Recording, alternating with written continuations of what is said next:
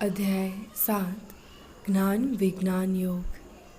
श्री कृष्ण अध्याय के आरंभ में ही कहते हैं कि अपने मन को मुझ में स्थिर कर, मेरा आश्रय लेकर योग साधना करने से तू संशय रहित होकर मुझे समग्र आध्यात्म ज्ञान तथा ऐश्वर्य को जान सकेगा।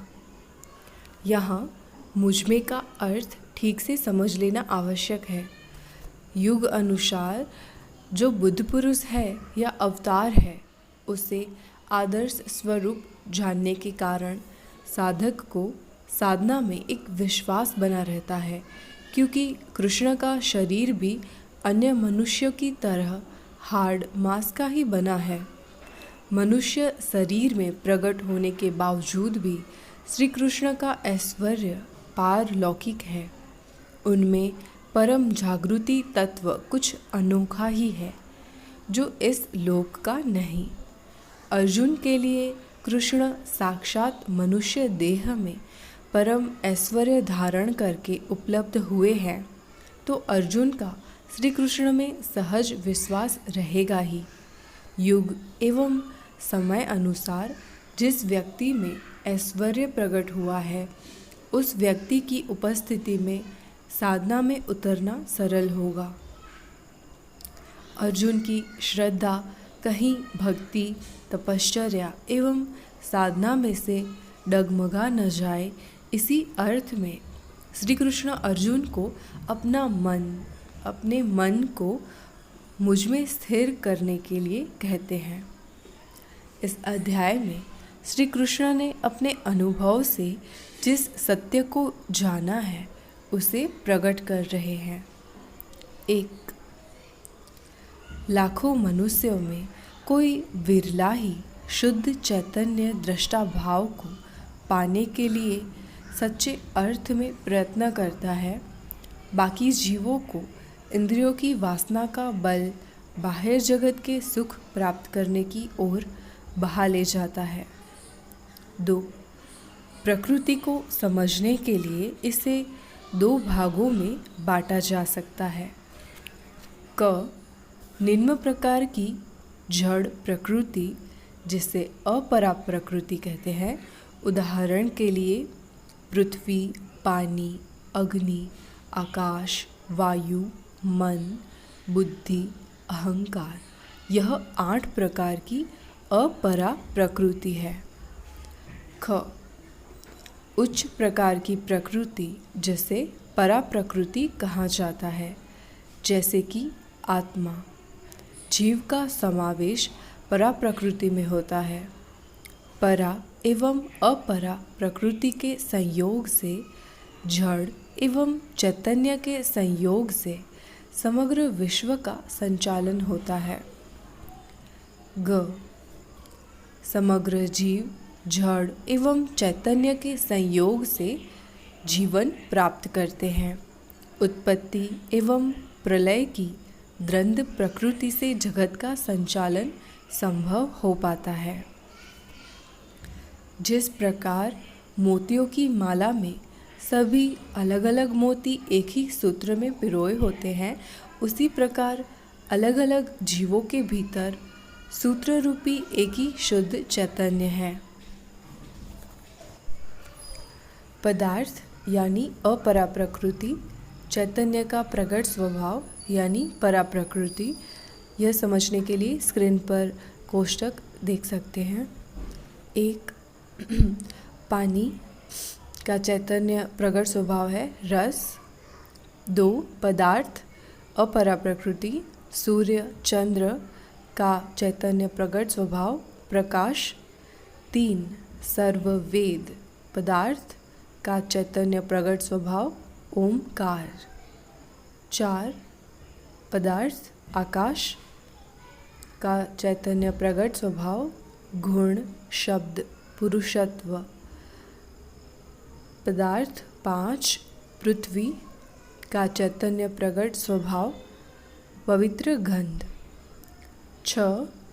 पदार्थ अग्नि का चैतन्य प्रकट स्वभाव तेज। 7. पशु का चैतन्य प्रकट स्वभाव जीवन। 8 तपस्वी जीव का चैतन्य प्रकट स्वभाव तप। बुद्धिमान का चैतन्य प्रकट स्वभाव बुद्धि। 10 तेजस्वी जीव का चैतन्य प्रकट स्वभाव तेज। 11 बलवान का चैतन्य प्रकट स्वभाव काम राग सहित शुद्ध बल। 12 प्रत्येक जीव का चैतन्य प्रकट स्वभाव जिजीविषा। 13 सत्व रजस तथा तमस से उत्पन्न होने वाले भाव का चैतन्य प्रकट स्वभाव है शुद्ध भाव। व्यक्ति में गुण 3 स्वरूप में प्रकट होते हैं। 1 तमस, 2 रजस, 3 सात्विक। मुख्यतः 3 प्रकार के भावों से सांसारिक जीव मोहित होते हैं एवं इन 3 भावों में अटके रहते हैं। इन गुणों के पार जो शुद्ध चैतन्य शुद्ध जीवन है, उसे जानने के लिए, अनुभव करने के लिए, दर्शन करने के लिए तपश्चर्या करनी पड़ती है। इन 3 गुणों से अलौकिक मायाजाल की रचना होती है।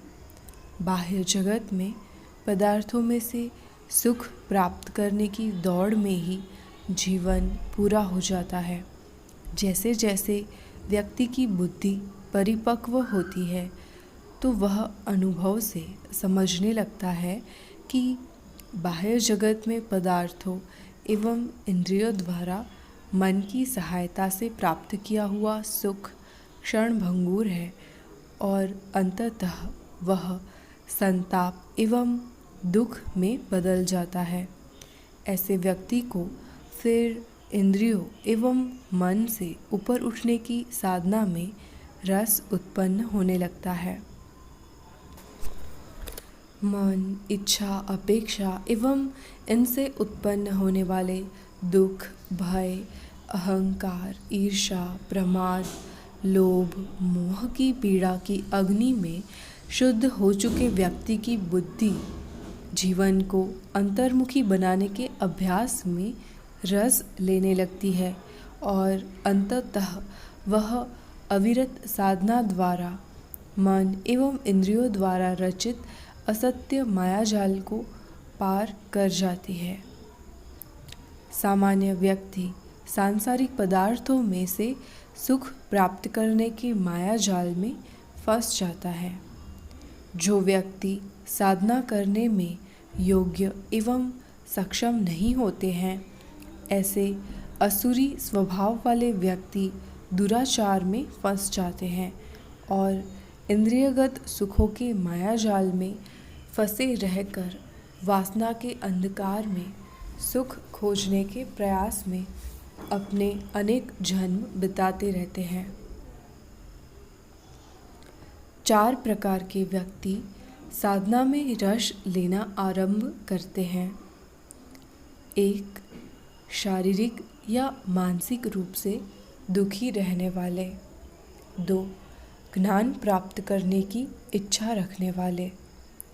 3 इंद्रियगत सुखों की कामना रखने वाले एवं इंद्रियगत सुखों की पूर्ति करने वाले पदार्थ प्राप्त करने की इच्छा रखने वाले।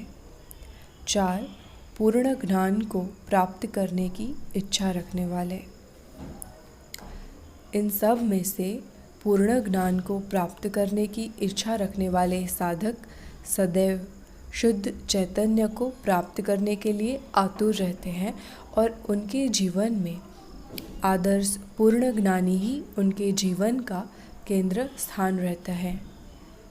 शुद्ध चैतन्य या पूर्ण दृष्टा स्थिति पाने के सिवाय कोई भी गति श्रेष्ठ नहीं, क्योंकि इसके बिना प्रत्येक जीव किसी न किसी रूप में दुख, भय एवं मृत्यु के अंधकार में ही रहते हैं। मात्र शुद्ध चैतन्य को प्राप्त करने वाले व्यक्ति ही मृत्यु एवं मृत्यु के साथ जुड़े हुए तमाम दुखों को पार कर पाते हैं। हालांकि ऐसा जीवन अति दुर्लभ है, क्योंकि जन्मों की तपश्चर्या एवं साधना करने के पश्चात ही व्यक्ति पूर्ण ज्ञानी बन पाता है। अलग अलग कामनाओं, इच्छाओं, वासनाओं के कारण जिसका ज्ञान एवं साक्षित्व ढक गया है, ऐसे लोग अपनी प्रकृति के अनुसार अलग अलग सिद्धियों द्वारा अलग अलग देवताओं की शरण स्वीकार करते हैं। सकाम कर्म की आकांक्षा रखने वाले व्यक्ति अलग अलग देवताओं की शरण स्वीकार करके उन्हें श्रद्धापूर्वक पूजते हैं और इच्छित पदार्थों की प्राप्ति करते हैं। परंतु अल्प बुद्धि वाले सकाम व्यक्ति द्वारा इच्छित एवं मांगे हुए यह फल नाशवान होने के कारण वे बार बार दुख, संताप एवं भय को ही प्राप्त करते हैं, क्योंकि शरीर का स्वभाव नाशवान है। इसलिए प्रत्येक क्षण शरीर की मृत्यु की संभावना दुख, पीड़ा, भय एवं संताप की तरंगे ही उत्पन्न करती है। बुद्धिमान व्यक्ति, आत्मज्ञानी व्यक्ति को पूर्ण आत्मदर्शन में ही रस होता है। वे इंद्रियों से ऊपर उठकर शुद्ध चैतन्य का दर्शन करते हैं, परंतु बुद्धिहीन व्यक्ति चैतन्य के दर्शन में अक्षम होने के कारण मन एवं इंद्रियों द्वारा ग्रहण किया जा सके ऐसे चमत्कारिक स्वरूप के दर्शन हेतु ही प्रयास करते रहते हैं। क्योंकि शुद्ध चैतन्य मन एवं वासना से ऊपर होता है, इसलिए माया जाल में फंसे हुए जीव इसका दर्शन नहीं कर पाते हैं और इसे समझ भी नहीं पाते हैं। प्रक्रियाएं, घटनाएं, परिस्थितियां इत्यादि इंद्रियों एवं मन के संयोग से उत्पन्न होती हुई मृग तृष्णा जैसे माया जाल है। शुद्ध चैतन्य को उपलब्ध होने वाला व्यक्ति घटनाओं एवं परिस्थितियों के असर से ऊपर उठ जाता है।